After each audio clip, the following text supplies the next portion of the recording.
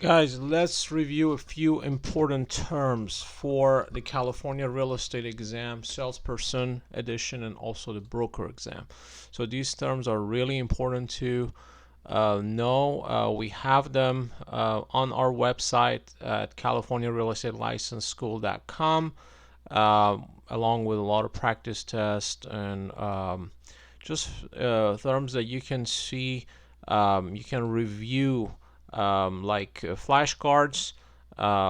You just flip the flashcard and then it will tell you, okay, this is a document containing a condensation of the essential provision of the court judgment. And then you keep going to the next to review abatement of nuisance. And then this one is the act of ending or terminating a nuisance, the type of legal action brought to end a nuisance. So we just keep going to the next, ability and capacity to pay. And then here you also have some situational questions. Okay, so you read the question, 4 possible answers, you take the best guess, and then you flip it to see the answer. So, and then you keep going. So this is how you can review before even you start taking the real estate practice tests.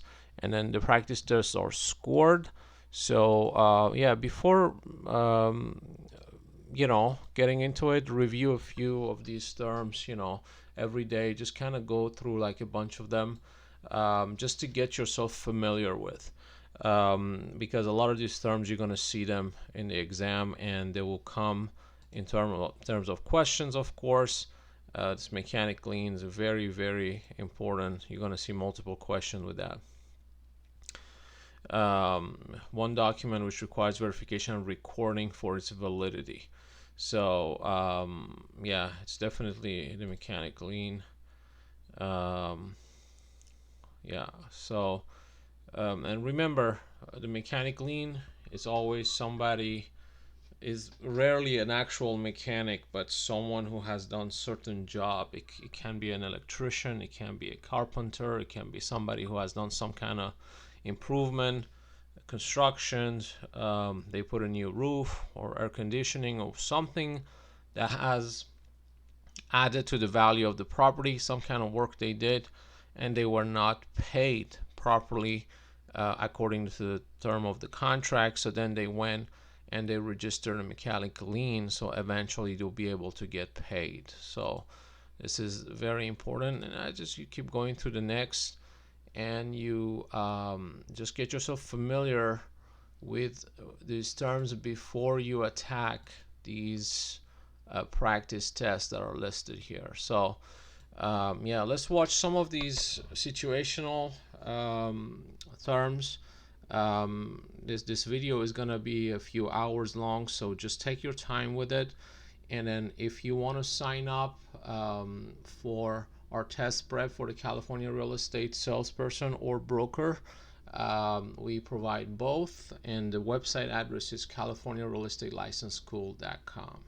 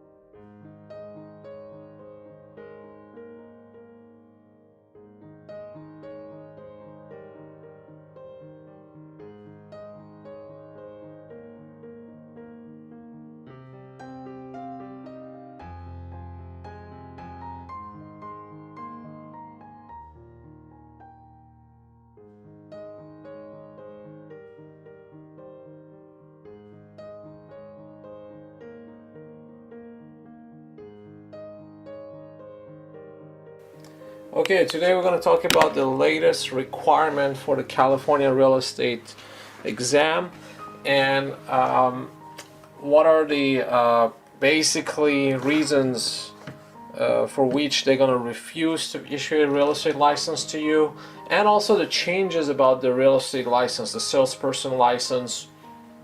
I think the exam is actually getting harder, but I'm going to get into it a little bit later. In the meantime, first thing first, we're going to shout out our partner, the California Real Estate License School.com. They have the best test prep material for the salesperson and the broker exam for a really reasonable fee. We're talking like 20-30 bucks, not more. Okay, so this is very reasonable, up to date. The company is based in California, in Los Angeles, and it's not one of these companies that you find on Amazon. Like if you go on Amazon and you look for California real estate exam material, you're gonna find tons of books that are basically based on the national real estate terms, but they just slap a label of California on it, and then sell it to people and say, hey, this is the California real estate exam prep, buy this. And guess what, a lot of people buy this and then realize that, oh, this is way far, I mean, this is just far from what you find on the exam. It has nothing to do. And the reason is that a lot of these publishers, I'm not going to name any because we don't want to get in trouble with any of them. We don't want beef or problem with any of them. But basically, a lot of them, they do this. They just grab like national real estate test prep material. So basically, a lot of things from the East Coast and other states in general. And then they kind of like rewrite it and then add a few California terms in them, and then publish them and sell them to students as California specific material. Every time you're working with a book or a website that pretends that they're providing to you a California test prep for the California real estate exam, make sure they're based in California and they work with California licensees, okay? Because the California exam gets updated all the time, so the test is getting trickier and harder. And licensees in California, they receive email like this. People that are licensees for many years, they get emails like this from the California Bureau of Real Estate, and now it's called California Department of Real Estate because they keep changing back and forth their name, but basically their responsibilities are the same. And the Office of Professional Examination Services, which basically bring licensees to their location, and they try to update and add more things to the exam in their workshops in Sacramento, and they end up giving them some money. They give them like 150 bucks per day and give them like a continuing education credits and things like that. So the California real estate exam gets updated all the time. Okay, so if you buy a book that says it's for California exam, but is from an out-of-state publisher written by a guy who is not licensed in California, who doesn't have a broker license, you best believe that you're gonna be way off with that material, and most likely you're gonna fail the exam. So make sure you prepare with a company that is based in California and they charge a reasonable fee. Here, our partner, the California Real Estate License School.com, they charge between 20 to 30 bucks. I mean, it's ridiculous how cheap this thing is, but it also is up to date. I mean, what I recommend is to use the flashcards that they provide. A lot of their flashcards, they're gonna help you to kind of study. And I recommend, if you're preparing actively, I recommend to basically work with these flashcards for at least do 30 or 40 flashcards a day, and then also come and take some practice tests. So the tests are I think 100 questions each, so just try to do at least one test a week and kind of gauge your score. If you're scoring above 80-85%, then move to the next test, okay? But I would say Even if you score below, at least take a different practice test every week, and then keep coming back and work on those questions that you missed, and those the incorrect answers and everything. Those are basically your weak points, so you want to like review them, write them down, make sure you basically work on that, and then take also, like as I said, 30 to 40 minimum flashcards a day, and 1 or 2 practice tests a week, and you should be good to go, maybe after a month or 2, depending on your level and how busy you are in your life. But this program is always up to date, and as I said, you want something that is updated, and you want something that is made by people who are licensed in California, and not some out-of-state publishers that are pretending to just putting a California label on their book or on their website. And a lot of the website that provide test prep for real estate, they have like multiple map of the United States, and then you just kind of click on the state that you're in, and basically they're just gonna give you the same questions. They just kind of like formulate them a little bit differently, and then maybe add a CA or California label on them, and people think that, oh, this is written by people that are licensed in California Department of Real Estate licensees, and they know what they're talking about. No, a lot of them are just based on national real estate test prep, and those are general terms. But as I showed you, the state of California, they don't work with old material, man. They just keep updating their tests, and they're making these tests harder. Here's the proof. Just Google CalDRE, go to this website, and even if you go to CalBRE, which is the old name of Bureau of Real Estate, actually it used to be called California Department of Real Estate, then it changed to Bureau of Real Estate, and now it's again California Department of Real Estate. But either way, if you go to this website, on this area somewhere you have a statistic. Here you go, licensees and statistics. So if you go in that section, you'll see, like, let's say the most current statistic that they have. Here you go. So let's say the salesperson exam, there were like 3,960 something people who took it this month, the current month, and then only 1,965 people passed it. So we're looking at almost 2,000 people who failed. Okay, almost 2,000 people who failed the exam versus like 2,000 people minus 3, so 997 people failed, and then 1,965 people passed. And if you go back and look at the same stats kind of last year, you'll see that more. Actually, this is almost the same thing. Almost 2,000 people have failed. But if you look overall, more people are failing. Like with this new version of the exam, and as they get it more up to date, you'll see that more and more people are failing this exam. And I don't know if they're getting it harder, or it's because they're preparing with because the internet is full of test prep materials that are not on the money. They're not California specific. So I'm gonna plug our partner again one more time, and then we'll go and check out the requirement. Partner is California Real Estate License School.com. They're based in Los Angeles, California, and they have great test preps, and 2 of the test preps that are the most popular here, the one for the salesperson for California and the broker exam.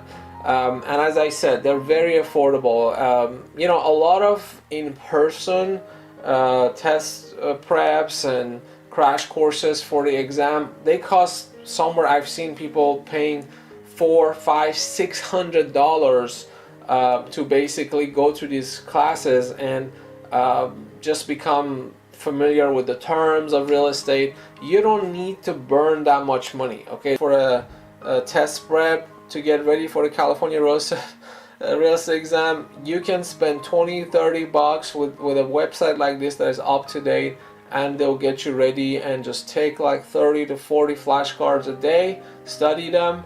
And you can do that on your phone anywhere you are, at work. If you're taking some breaks, you can work on this, and then take some practice tests at least once a week. Now these practice tests, you need to dedicate at least the time to finish 100 questions to get your score at the end. So make sure at least once a week, one day, you just take a day, and it's not going to take a day. I believe like maybe an hour to finish one of these practice tests, but just to kind of gauge your level, and you go from there. So CaliforniaRealEstateLicenseSchool.com.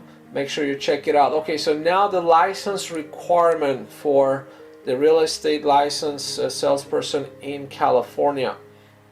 Now you have to be 18 or older, of course. Now they put a residency here, but usually the residency is not an issue. You can live out of state and still qualify.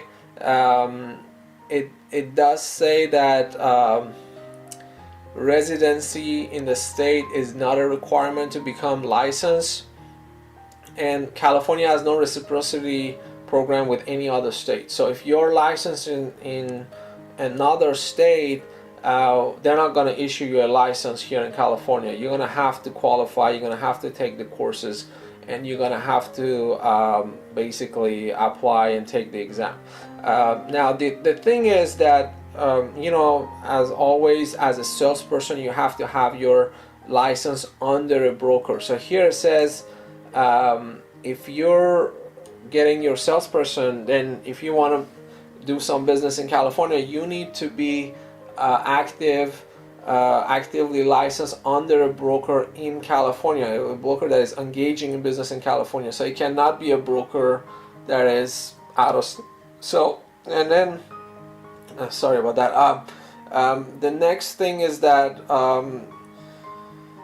if you're taking the broker exam, of course, you need to have a business address here in California. So you can't just be a broker in California and your address and your office is out of state, because they need to basically serve you here. They need to come and check your records. I mean, there are just a lot of things that the Department of Real Estate has oversight over, and they need you to be locally here because they don't have jurisdiction if you're out of state. So they're not going to let you be a broker and issue you a broker license, a real estate broker license, if you're not based in California, you're not providing a business address in California.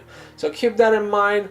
Now the next requirement is honesty, basically being truthful, not having too many convictions. Now the nature of the convictions are basically detailed here. So you got a lot of crimes that are related to financial crimes. Okay, so a lot of, if your criminal history had some tax related things in them, if they were like forgery, anything that is perjury, financial crimes, and also like sex related crimes. So if you're registering as a sex offender, if you are looks like this is what it's talking about. Conviction required registration pursuant to 290 of the penal code. So a lot of time, you will be denied for these convictions. Now, if you were arrested but you were not convicted, that's a different story. Okay, so that most likely they will not refuse you, and if they do, you can appeal and you will win your appeal. So they cannot refuse you based on charges that did not lead to a conviction. So keep that in mind. Other than that, I think the rest is pretty self-explanatory. You can come and read all these different things, but at the end of the day, is a lot of case-by-case basis. So you do need to contact them in person with your specific situation. So if you have a specific conviction or something in your criminal history, you may just contact them directly and ask them the question, maybe via email or a phone call. The course requirement, as always, real estate principles, real estate practice, and then one of the following courses. I recommend, if you're starting in real estate, um, something related to maybe contracts or legal aspect of real estate. I would say, because that's gonna come in handy even when you're gonna start to work in the field. So real estate appraisals, you can take that too. But yeah, I would say um, I would go with the legal aspect of real estate and business law. Um, and if you're really like,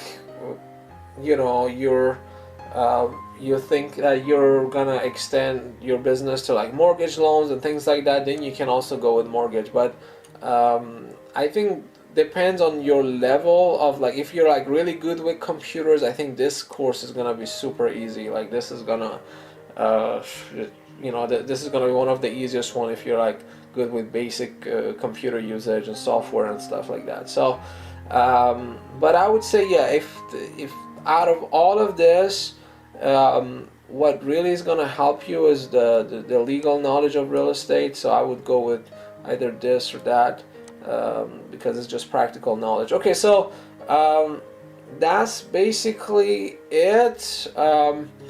As I said, don't prepare with a national real estate test prep for this. Don't become part of the failures. Okay, just prepare with a trusted, good test prep that is not like it's not gonna cost you an arm and a leg.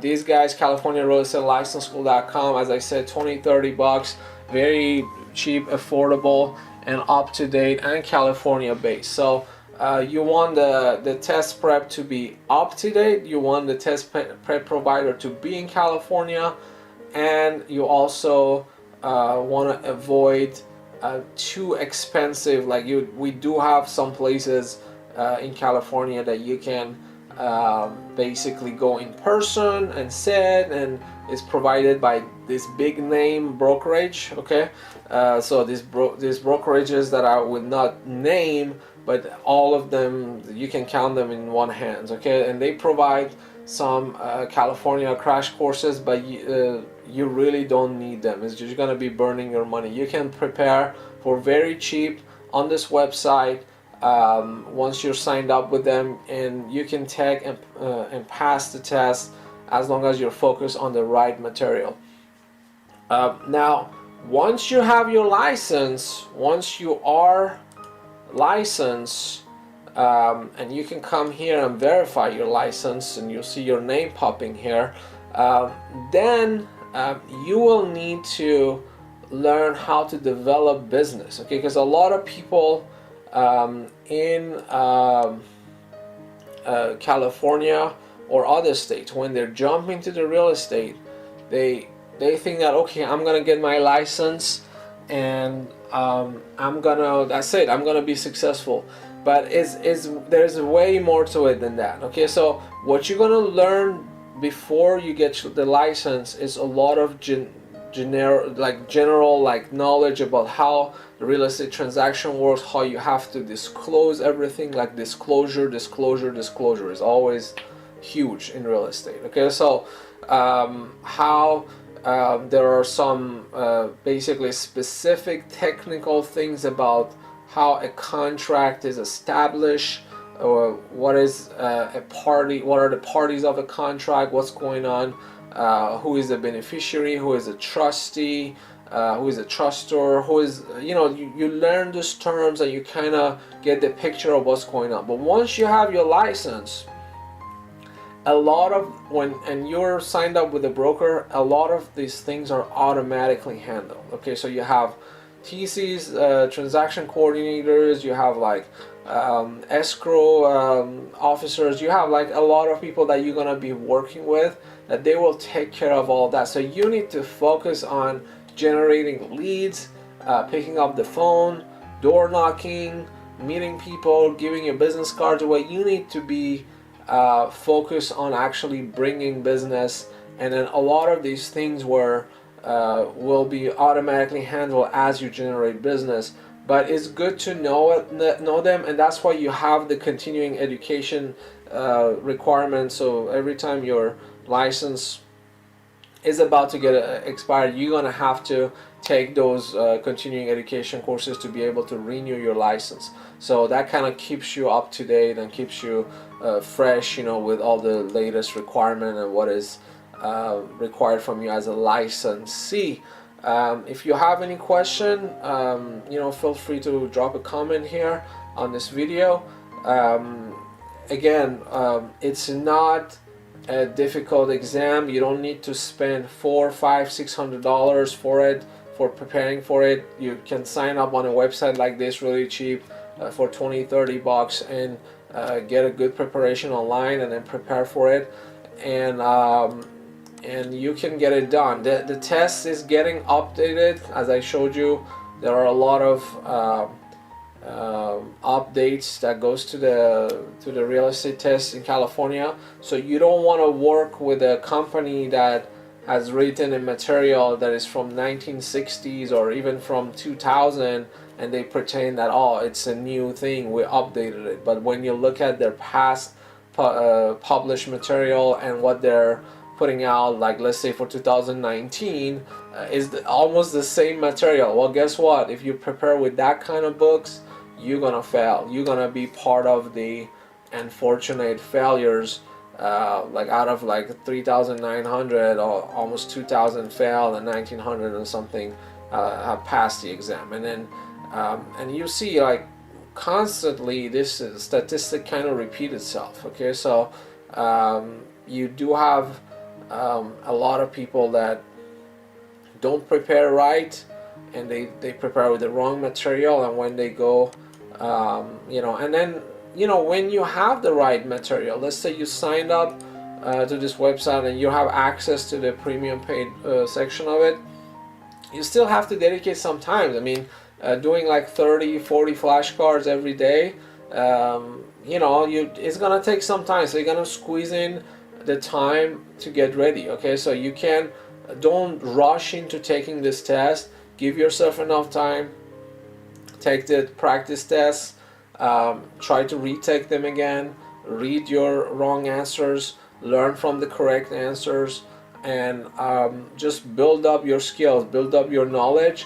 And the day of the test, let's say a month after that or 2 months after that, I think 2 months of preparation is enough. Like, if you work on this website for 2 months, you're gonna know everything that you need to know to pass the exam. But some people do it at 1 month, 2 months. Some people take more time as the way you feel comfortable. But I would say don't rush into it. Don't try to do it like within a week or two and try to rush into it, because as I said, they're updating these tests, they're making them a little bit trickier, a little bit harder, and you want to make sure that you have the highest score and put all the chances on your side to pass. Thanks for watching this video. I'll catch you in the next one.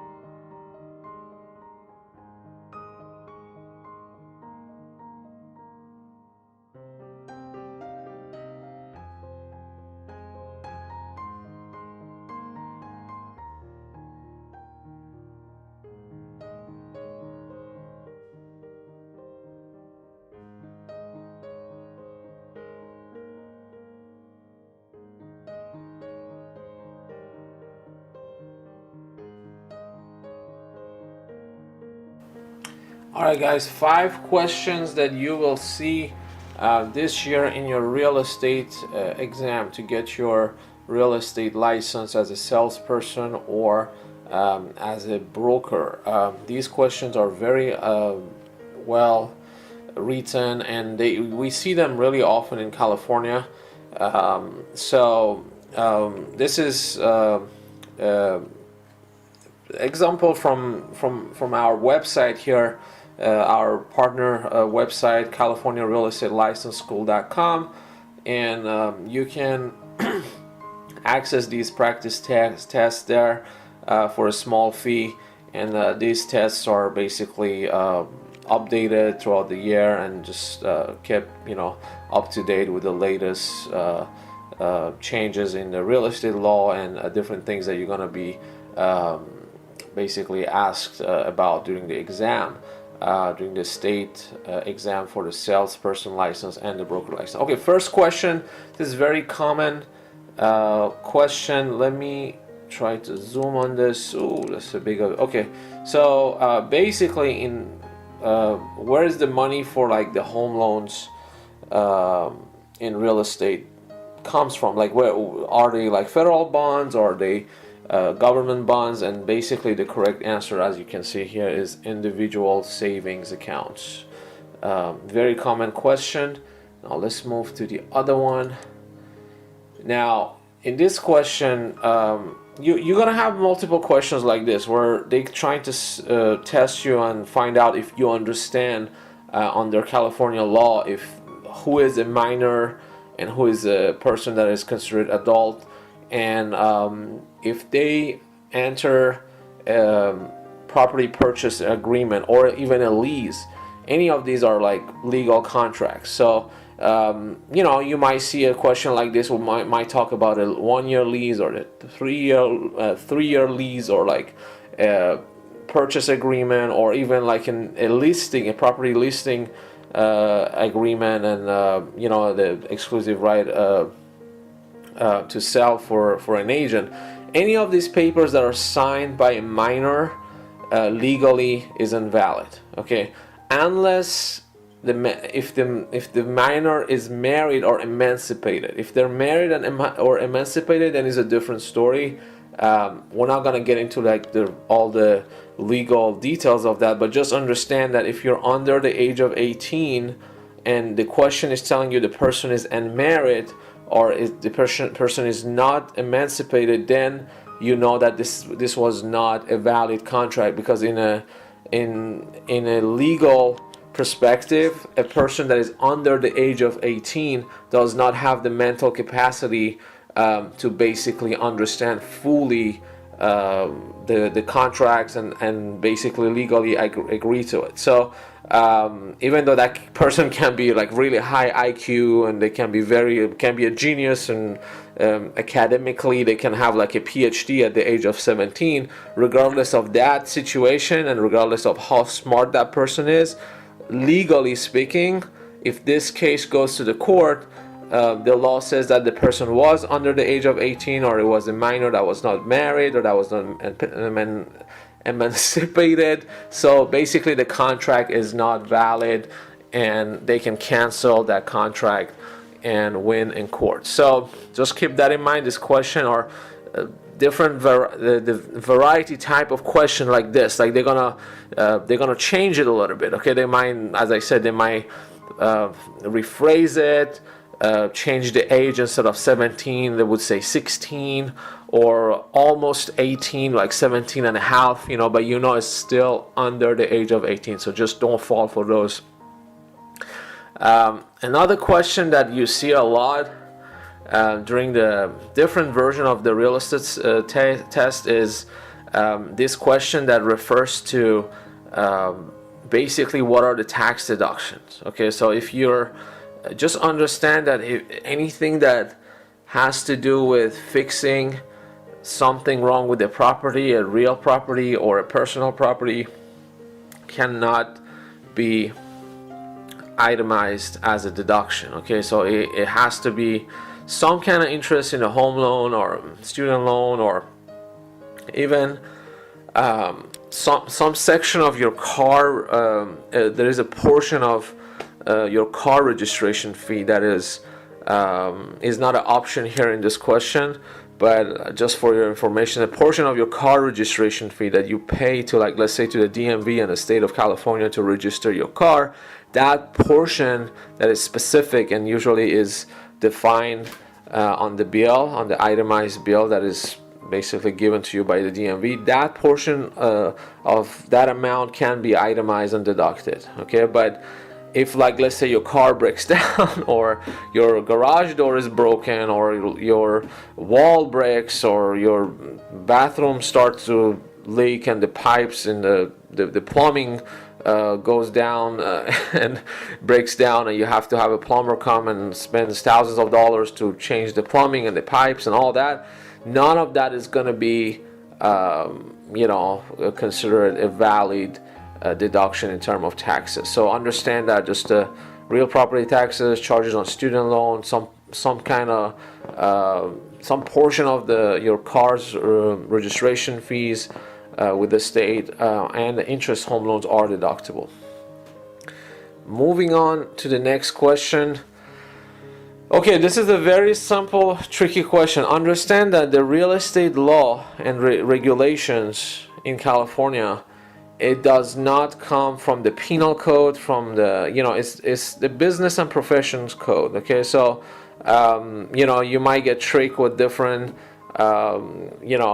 answer choices, like it's part of the Bureau of Real Estate rules, or part of the Department of Real Estate regulations, or part of the government code, or California administrative code. Don't fall for that. Is always the answer is business and professions code. I think we got one last one. Okay, and this one, I guess we're at the last fifth question. And okay, so this is a situation, a sales, real property sales went down the the WC, the toilet, or whatever you want to call that. Okay, so it went south. Okay, so you might have, again, this is just an example, but it might be phrased in a different way. The scenario might be presented to you in like 4 paragraph, or like one big paragraph. But bottom line is that is a real estate transaction that went south, and it went into a disaster outcome or whatever, and somebody ended up suing somebody, or the buyer usually end up suing, like the seller, and gets the real estate broker, the listing broker, involved in the lawsuit. So they basically suing the broker and the seller to get their money back, and maybe return the property or whatever. So in a lot of cases like this, these cases might go to appeal. Okay, the seller might lose and then might go to appeal and then win on appeal, or might lose on appeal as well. Okay, so let's say the final judgment, when there is no appeals, everything is done, or maybe is a first judgment, but whoever the judgment was given against, like the seller, decides to not appeal that decision and accept their fault. It happens sometimes because of the legal costs of litigation. They don't want to go back in court and fight this again, so they're like, okay, we lost, we'll just leave it as it is, and we'll try to satisfy the judgment. And sometimes the brokers and the seller, they just disappear, because it's a civil lawsuit and the burden is on the buyer to go and try to collect once that judgment is given to the buyer. So sometimes they disappear, they go out of business, and it's gonna be a very difficult task for the buyer to basically try to collect on that judgment. All of that being said, understand that the next step for the buyer usually is to file a complaint with the real estate commissioner. Okay, so if they get a judgment against the real estate broker and a seller, or a real estate salesperson, usually when the real estate salesperson is involved, the broker of that salesperson is also involved. So once they file their complaint with the real estate commissioner, you see a lot of answer choices are like, oh, revoke the broker's license, or suspend it. It's a very overly exaggerated answers. Okay, so you want to understand that even the real estate broker, real estate commissioner, has to respect certain administrative procedures and due process toward the licensees. Okay, even though he has the authority to suspend, but usually by law, by regulation, they have to always act as if you are innocent until proven guilty. So even when the judgment is filed with the real estate commissioner, then the real estate commissioner file an accusation document and then proceed into like investigating and find out what's going on. And usually after that, yeah, they would end up like suspending or revoking the license and giving like sanctions and things like that, you know. So but understand that it's not a straightforward process. Like, I mean, it is a straightforward process, but it's not automatically they would go and basically drop the punishment immediately on the broker. They're gonna have to give due process. They're gonna have to respect certain steps to make sure that okay, that broker was really at fault. You know, so a lot of cases sometimes you know, they end up revoking, suspending, giving a warning, or whatever the case it is. You know, they can go forward. But a lot of time, yeah, they end up suspending the license or revoking the license. Those are the most common type of punishment that real estate commissioner usually gives to the licensees. Okay, so that's it. These are like the 5 questions that you will see in your exam if you're taking the salesperson real estate exam in California to get your salesperson license, or even if you're taking the broker exam. For more preparation, more practice tests, go to our partner website, the California Real Estate License School.com, which is the partner and the sponsor of this video, and you can sign up for a small fee and take advantage of these great practice tests. And once you score really high on all these practice tests, then you're ready to take the exam, and you can with confidence sit at the exam and take it and hopefully score a great score and get your license. Thanks for watching. I'll catch you in the next video. This educational video is brought to you by CaliforniaRealEstateLicenseSchool.com, a mobile-friendly website offering up-to-date test preparation and simulated exams, featuring more than 1,000 practice test questions and answers to prepare you for the California real estate exam. Register for a student pass today. Alright, so this is the first part of our exam essential series, exam questions for the California real estate exam. It doesn't matter where you're going to take this exam. If you're in Northern California, San Francisco, Oakland, Sacramento, or you're in Southern California or even Fresno area, or as I said, Southern California, which is going to be Los Angeles area or San Diego area. In Los Angeles, I think the exam is taken in La Palma. It really doesn't matter where you're going to take this exam. Really, you will have to deal with these common questions. And also, it doesn't matter if it's going to be a salesperson exam or a broker exam. You're just going to have more questions for the broker exam, and maybe a little bit trickier questions. But for this first part, I'm going to talk about something that you will see. It doesn't matter, no matter the type or the location of the exam, you will see these questions. Now, they're always going to try to trick you, and you know, we will see when I'm going to show you in the other videos. This is just part 1, so I will just talk about one common question. But you know, when you will see more videos like this on this channel, and just follow along these part 1, part 2, part 3. Just kind of follow along, and then you will gain those knowledge, and you will be much more aware of those tricks that they use during the actually drafting these questions for the exam. Now, something that I want to talk about today is gonna be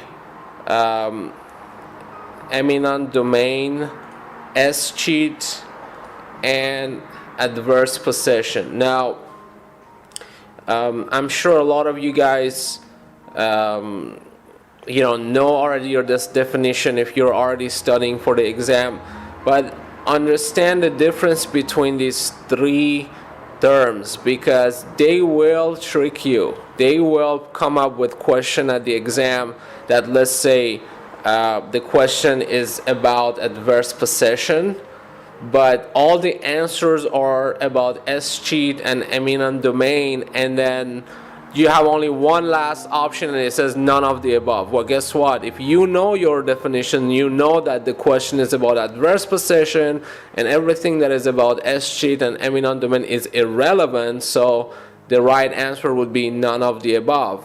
So that's why you need to know exactly what these are pretty much about, and then also have some kind of mental reminder for yourself as far as what they are, because really you don't want to try to learn pages of definition if you don't have a mental image. If in your mind you cannot make it 3D dimension of that thing in your mind, then you're just repeating like text like a parrot. Okay, you need, when you grasp a concept, when you like right now I'm talking about eminent domain, the mental image that I have about eminent domain is this. I have a couple of construction worker, a utility company. This is the mental image. This is what I'm seeing when I'm in my mind.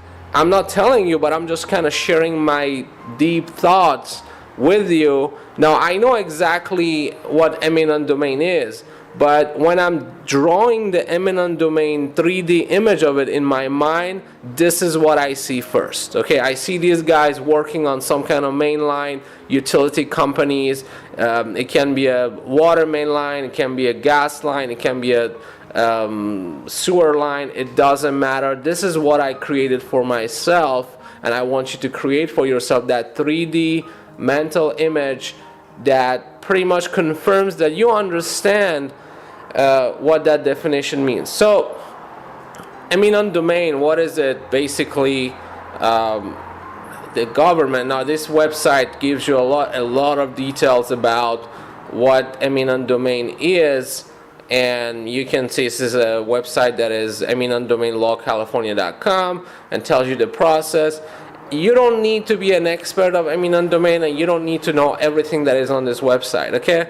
But basically understand that if tomorrow the city, the county, the state, or even the federal government wants to do a public project in your area, and they're gonna have to, let's say they want to do like a sewer line, an extension on the main line for the sewer line, or maybe a storm drainage system, or maybe a highway.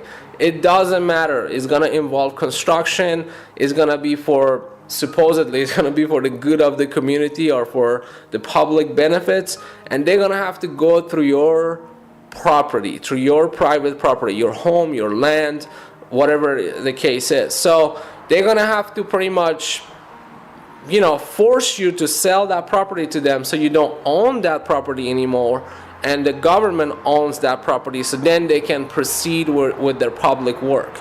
That's pretty much eminent domain. So that's why I had this image in my mind. Okay, so think of your home and think of, bam, these guys doing a public project in your backyard or in your front yard, in your property, within your property lines. So they have to somehow pay you, which is gonna be a fair, I guess they do a fair market value, so they're gonna send the appraiser. You as the owner, you can have your own appraisal done, and then you can go to court and try to pretty much appeal it if you're not happy with the market value that they came up with. If you want more money and things like that, that can go to a court. But eventually, here to talk about the trial, eventually you will lose, and they will be able to proceed with their public project as long as they're showing that they're paying you something. They will be able to go forward because of the fact that this is a part of the law. The law and the way the law is written is gonna be on their side. So pretty much they can just show that the project is in the benefit of the public and is for the greatest public good and the least private injury or inconvenience for one private party. So based on that law, you will lose your property, you will get some money for it, and they take over your property, and you don't own that property anymore. So that's eminent domain. Now let's move on to S-cheat. What is S-cheat? Now S-cheat, in your mind, you can go and read exactly the law, but basically if someone dies, they don't have any family, they don't have anybody to get their properties, and that can be also personal property, not only real property. Well, guess what? The state of California does a small attempt to find the family of that person that is deceased. If they cannot find the family, the state takes your property. That's it. They take your home, they take your car, they take your saving account, they take everything. So if you don't have a will, and the person can even die in another state. Okay, it doesn't matter. They can die in New York, in Texas. They can die anywhere out of the state of California. If the property in question is in the state of California, and they didn't have any family, any heirs, anybody, any will, anything that was set up there, and in some cases, now we're getting too technical, but if the will is not drafted in California, in a lot of cases the state of California rejects the will. So even if you drafted your will in the state of Texas and you have a home or a land in California and you died and you don't have any family or any kids or heirs or someone that is, a direct blood relative, or direct family relative in terms of like succession, the state of California is just going to pretty much take the property and they would become the owner of your property. So that's pretty much S-cheat means. It's called, there are website, you can go here, the San Francisco Gate gives you more explanation. S-cheat is a legal process that transfers ownership of an abandoned property to the state. In California, for instance, landlord, banks, and other organizations that have control over other property must return it to their owners after 3 years of inactivity. When they are unable to locate the owners, they must transfer the property to the state government. So the state takes over the property. Now, as I said, that can include real property and any tangible personal property, including saving accounts. And once the real property was transferred, let's say 5 years after it was transferred, someone's, kids all of a sudden come out of nowhere and say, hey, that was my dad's house, or that was my mom's house. I was out of the country, I was traveling, I didn't get your letter, I didn't get your notifications. Well, guess what? You really only have 5 years after they took over to come and put in a claim. Once they transfer and the 5 years has passed, there is nothing that can be done. The property is owned by the state of California, and most likely they will sell it and put the money directly back into the state fund. So you are out of luck. So this is S-cheat. Let's move on to the last one, adverse possession. Now, adverse possession is when someone gets into someone's property. Let's say it's an abandoned property, and they live in that property. Let's say a homeless person start to live in your home. You're out of town or you're out of the country, and they pretty much after a while they can start, like I'm talking after a few years, they can start a legal action and pretty much reverse the title to their own and say, hey, I took care of this property, I took care of the land, I took care of the trees, I took care of everything that was in here, and I want to own this property. This property is not being used. And in some cases, legally, they can pretty much have a successful adverse possession action granted and become the owner of that property. Now, in order to make this law harder, a lot of states they pretty much put more and more restriction for it. So I know in California, you have to prove that you have paid taxes on that property even though you don't own the property. So that creates a lot of obstacle for the person that wants to put in a successful adverse possession. You have to show that you paid the property taxes of it, but at the same time, well, the owner of that property most likely is paying the property taxes. Otherwise, the property is going to become delinquent and is going to be going to the TTC, and the tax collectors. They're gonna start to put lien on the properties and eventually own the property. So, if the property is there and it's kind of vacant, most likely somebody is paying the property taxes. So for you, in order to gain access to the property, but also gain access to the right to pay the property taxes, that's another extra challenge that makes adverse possession in California really hard. But in some other states, their requirements are different. So, like this article is really interesting.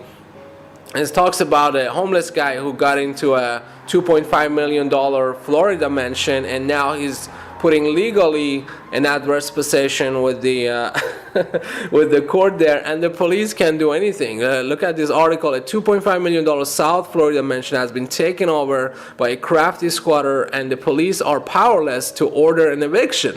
The 7,500 square foot residence in Boca Raton, Florida is currently being inhabited by Brazilian national Andre Barbosa. The 23-year-old is using an antiquated, legal covenant called adverse possession that allows a vacant property's title to be acquired by anyone openly occupying and maintaining the site and paying real estate tax for 7 years. Now, in Florida, it looks like it's 7 years. I think in California it's less. It's probably 3 to 5 years. But again, these are really detailed technical knowledge that you don't need to know for the California real estate exam. But know that this is adverse possession. Think of this homeless guy getting into this beautiful home and try to take the title of it legally, and the police cannot put him out because they have to wait until see if his legal action is successful or not. So that's adverse possession. You will have these 3 terms in the California real estate exam. It doesn't matter where you're going to take your exam, you will have these 3, and they will try to confuse you. So make sure you know these 3 terms. Make sure you know the differences, and make sure you have that mental image for each of them. For the eminent domain, create that mental image of a utility company. That's my mental image for the eminent domain. Okay, public work wants to be done. The government wants to take your property. Escheat, think of someone who died alone with no kids, no family, and property is being taken over by the government. And for adverse possession, well, remember our article. Remember our beautiful home being invaded by a homeless, smart Brazilian guy who was trying to get the title of the property, and the neighbors are not happy. Look what they're saying. Nobody is happy. We all spend a lot of money to live on the street. A neighbor told ABC News, this guy is trying to pull something. So everybody is unhappy. This homeless guy got in, and now he's about to become the legal owner of this mansion. Adverse possession, escheat, eminent, really important. Thanks for watching the video. Thanks for sponsoring. I'm going to thank our sponsor, the California Real Estate License School.com. I'll catch you in the next video.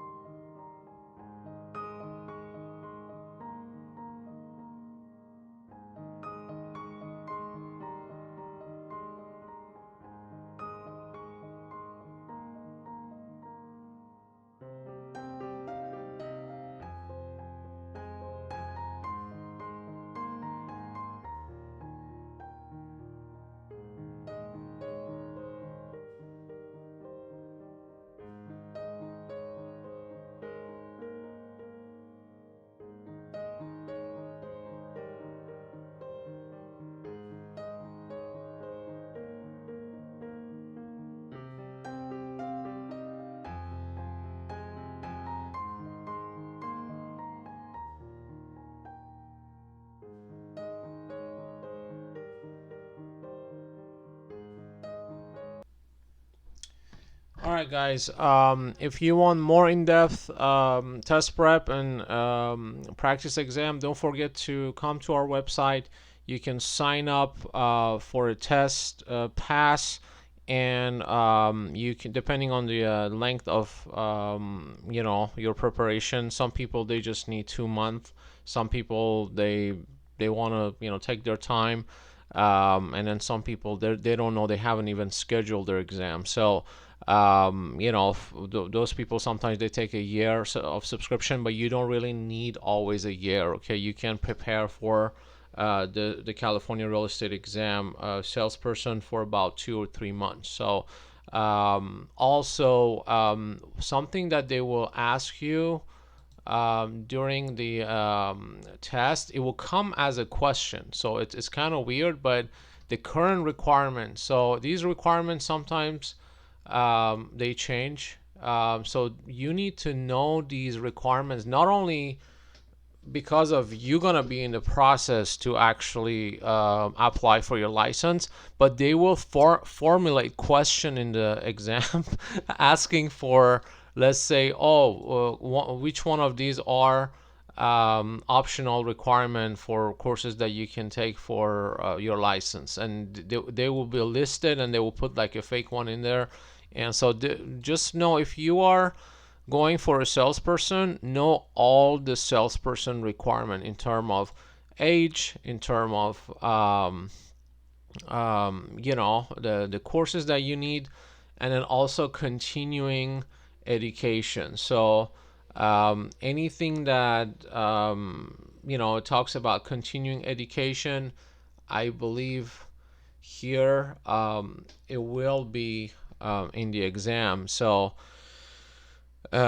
just knowing it to fulfill your requirement with DRE is not enough. You actually have to review these, because they will formulate question within the exam on these things, which is a lot of people they were not expecting that, because they were thinking, well, I need to know this, so then I submit my classes, then I qualify for the exam. But they don't know that some of the exam questions they're gonna be about these. So if you're going for a salesperson, know the requirement for salesperson, and then also the continuing education requirement, which you can find on the DRE's website, dre.ca.gov. And then also, if you're going for the broker, know everything about the broker's exam, and then also the experience requirement, and also the course requirement, which one are mandatory, and then which one are optional. So you see it says 3 courses from the following list. So these are optional, but you have to take 3 out of them. So all of that can be a question, 1 or 2 or 3 questions in the exam about these requirements. So whenever you take your exam, just go and check the requirement on DRE's website, because we try to keep our material up to date. Like every 4 or 5 months at least, we update our material. But also there could be some last minute changes. So always check the DRE's website before sitting for your exam. Let's say a month prior to taking the exam, make sure you check these requirements, and don't just tell yourself, I already comply with this requirement, I already have my exam date, I don't need to know them. You will need to know them, because they will come up as questions, and you don't want to miss these questions and just give away like easily points. These are points that you got to score easily by knowing these requirements. So thanks for watching the video. Give this video a big thumbs up, so the YouTube algorithm knows that you enjoyed this video, you found it valuable, and then also subscribe to the channel, and we catch you in the next one.